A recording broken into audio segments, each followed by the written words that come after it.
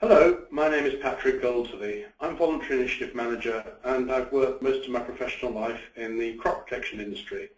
But strangely enough, I come from a grassland background. I currently keep a flock of South Down sheep and I was farmed with my parents on the edge of Dartmoor for a period, so I do understand many of the challenges facing grassland farmers and dairy farmers at this moment. I'm here to talk about the Sustainable Use Directive, which is a lot of gobbledygook. It's all about what farmers need to do when they spray, because the legislation is changing. And grassland farmers, dairy farmers need to understand what's changing. Let's just start off with some basics. The term pesticide covers a whole multitude of different products: weed killers, insecticides, fungicides, slope coats, plant growth regulators. In pure legal terms, they're often referred to as plant protection products, but also they are not, specifically, not sheep dips or rodenticides, although there will be issues occurring in the future on rodenticides that you will need to watch out for. Today, we're just going to focus in on the legal changes that affect pesticides. The key thing is that the law is changing, and it does mean that all UK farmers have to meet certain standards. This is the UK setting a benchmark for the rest of Europe, and much of the rest of Europe is catching up with the UK. Many of the arrangements that we've had in place for 20 or 30 years in the UK are new to the rest of Europe. Having said that, there are areas that need to be tightened up in the UK, and this will affect those farmers who may only occasionally use pesticides. The driving force is the Sustainable Use Directive, which has been put into UK legislation as the Sustainable Use Regulations, and DEFRA is in the process of implementing this legislation. And I'll talk you through what the changes are and how they affect your business. There are sort of 5 or 6 key areas that affect what's going to happen on the farm. First of all, there's training and certification for operators. There's also obligations on advisors to be trained and qualified, who may buy pesticides, or more importantly, what the buyers have responsibility to do, how pesticides are stored, how they're used, and also the fact that sprayers now need to be tested, that spray equipment now needs to be tested.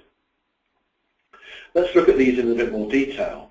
There are some specifics that affect individual farmers, and we'll go through that bit by bit, and then we'll move on to some general issues as well. The first area to look at is integrated pest management. The Sustainable Use Directive requires all farmers to demonstrate that they are adopting IPM. More specifically, it requires the UK government to show the Commission that UK farmers are using IPM. So first of all, let's make sure we understand what IPM is and how the EU review it. Well, IPM, as its name says, is integrated. It's using all the different management techniques, and it's about management. There's different terms of jargon that have been used in the farming industry for the last 20 or 30 years. Integrated pest management certainly has been associated with those working in glasshouses. Arable farmers will be thinking about integrated crop management, and other farmers will be looking at the farm and landscape scale. Integrated farm management, and things like the campaign for the farmed environment is very much a landscape approach to integrated management. In specific terms, what we're looking at is a range of different techniques being combined with management skill to control weeds, pests and diseases. So cultural techniques would be typically rotation on an arable farm. Not something as easy to do on a grassland farm, but even in a lay rotation, that is an option. Using a range of chemicals to control weeds, pests and diseases. Biological controls in some situations that would occur appropriate in glasshouses, but on other farms it's using resistant varieties. And physical typically would be cultivations and things of that sort. Again, things that you might use on a farm to break pans and things of that sort. And it's looking at using all those different techniques to tackle a pest. On a grassland farm with, say, many weeds, grassland weeds, nettles, thistles and things of that sort, it's about looking at how that field is managed, what you can do to reduce the weeds coming in, the basic crop nutrition or nutrition of the grass to make sure it's growing well enough, the right pH, and looking after the soil. All things that will help reduce the problem of weeds in the first place. And then, yes, using a chemical maybe to control those weeds. So that's IPM, and from this year, or 2014 rather, farmers need to show that they are adopting integrated pest management. And there is a standard pro forma that's available on the NFU website and through the voluntary initiative, where farmers can fill this in. This is an open form. It doesn't matter what type of farm, whether a grassland or arable farm, that you can use. Currently we have nearly 2 million hectares covered by this scheme. This form ought to be reviewed annually, and it's a simple online exercise. And if necessary, please get your agronomist or advisor, farm advisor, to help you with this exercise. Another thing that is quite important is that from 26th of November 2015, anyone purchasing a pesticide must ensure the product will be used by someone holding a certificate, a recognised certificate. So it's important the check is made by the buyer that the person who's going to be using the product has a certificate. The legal obligation is on them. The question that you should be asking yourself is, what is a recognised certificate? Well, the basic requirement, the directive requires, and UK legislation requires, all users of professional pesticides to have a certificate of competence by the 25th of November 2015. In effect, it's the next time they spray when they need to have that certificate. So for a grassland farmer who may not spray their grass fields until May, June, July 2016, then in effect they have another 6 months if that's when they're next going to spray. But when they do the job, they need to have a certificate. And anybody who is working on a grandfather rights, those that were born before the 31st of December 1964 and haven't already got an existing qualification, will need to hold a certificate or give up spraying. So the two types of certificates that are recognised. There's the FIPA certificates that have been around since 1986. People may know them as PA1, 2A, 6A. The 2A is a ground crop sprayer, 6A is handheld, and there are a range of other modules, and those are all still valid. Recognising there's a group of farmers, quite a reasonable number of farmers, who may still be working under grandfather rights, a new qualification has been introduced by MPTC, City and Guilds, called, the short name is the grandfather certificate, which takes a slightly lighter approach, but still just as demanding. And we'll just look at that in a bit more detail. So this qualification is only eligible for those born on or before 31st of December 64. If you're born after that date and using a pesticide, then you have to have a FIPA certificate. Qualification is only suitable for use on your own land when using a professional product. It doesn't allow you to go contracting for anybody else, and it applies to anything you apply after that date. The certificate, this grandfather certificate, breaks down into different options. When you register to choose a certificate, you'll be asked what you need to do. There's a compulsory safe handling and application module, and then you have a choice of different modules, whether it's boom sprayer, handheld applicator, or other pieces of equipment that you might be using. You can take all 4 units at once. It's just a combined thing. You just need to make a decision when you book the test what pieces of equipment you actually need to take. The certificate, basically, it's a new qualification set up for this thing. As you register for the certificate, you will be supplied with a workbook sent to you. Training is probably recommended, but is optional. If you are regularly spraying and kept up to date with the technology, know what you're doing, then training may not be essential, but there's a bit of it that says it's a good idea to get trained in advance so you know what you're doing and you don't run any risk of not passing. The assessment can take place on farm or at a test centre, and the costs vary a lot. It depends how many modules you're taking and where the test is taking place. Roughly, I would anticipate people to do a basic test, something in order of £200 or £300, a bit more of a more complicated one. And for more information where to find your nearest test centre, you need to look at the MPTC test website.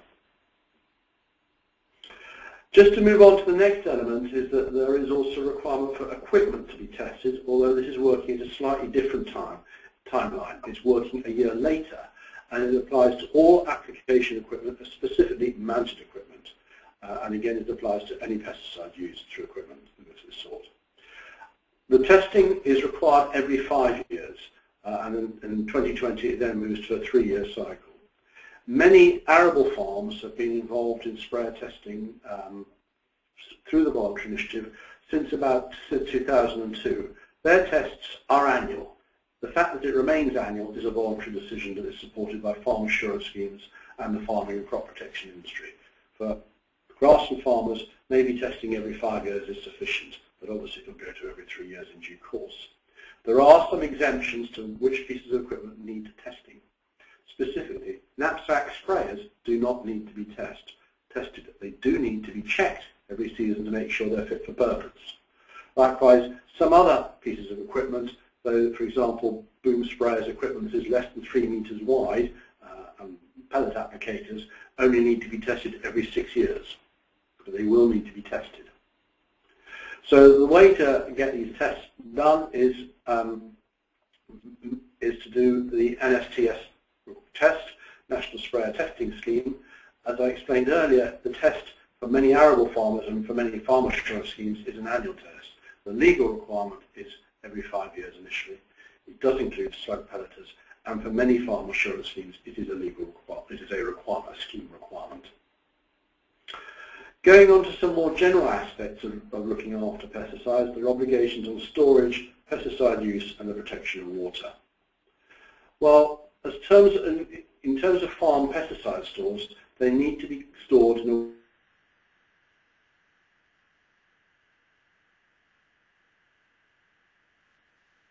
and then the fire water being used to put out the fire, and that water running into drains, ditches, and causing environmental damage.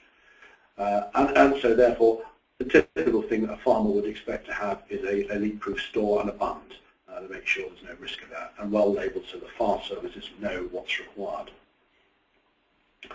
In terms of pesticide use, there is a code of practice that is currently being revised by Chemicals Regulation Directorate, but that current code of practice sets out best practice.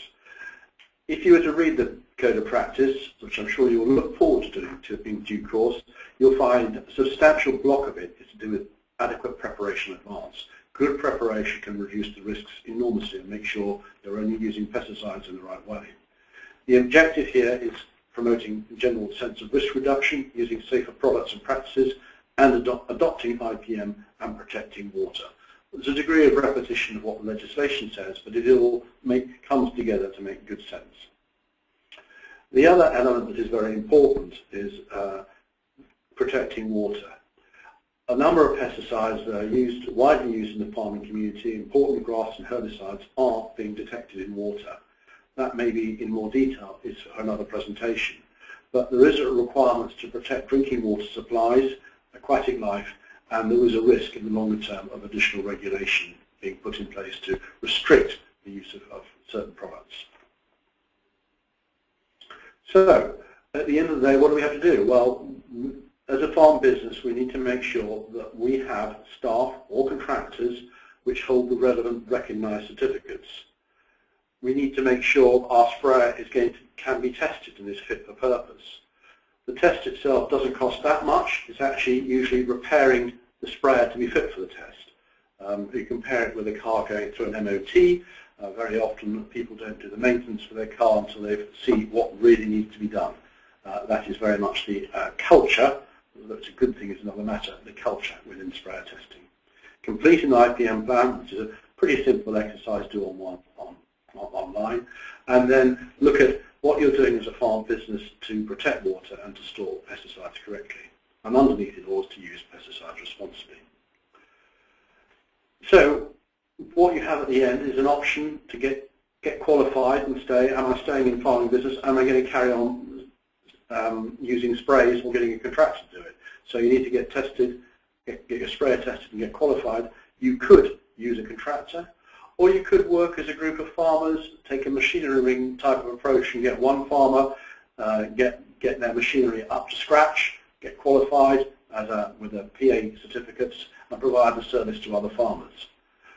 A final option is perhaps to use amateur pesticides. So you could, if you're only doing a bit of yard spot spraying with a knapsack, then it may be an option to go and get pesticides from a garden centre and just use that because you're not using enough, and you would then avoid having to have additional training and getting a sprayer tested. Although there is a sort of general obligation that people always should be trained and competent when using any pesticides in a professional situation. If you need more advice, then please talk to your advisor. They should be basis registered, and they can give you guidance on what's going on. In addition, the Voluntary Initiative website has quite a lot of information on this, and please have a look